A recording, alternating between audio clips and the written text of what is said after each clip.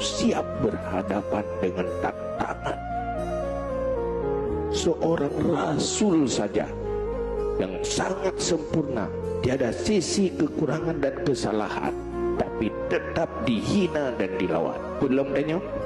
tanya BO halangan Tuhan aja deli BO ikut nigop kata suruh bahkan kena BO analina program dakwah, analina ajak lakukan amar ma'ruf nahi mungkar karena takut ditantang dan dihina, merasa tidak wajar kita orang baik dihina, merasa hanya pantas kebaikan yang ditawarkan tetapi keburukan yang dibalas,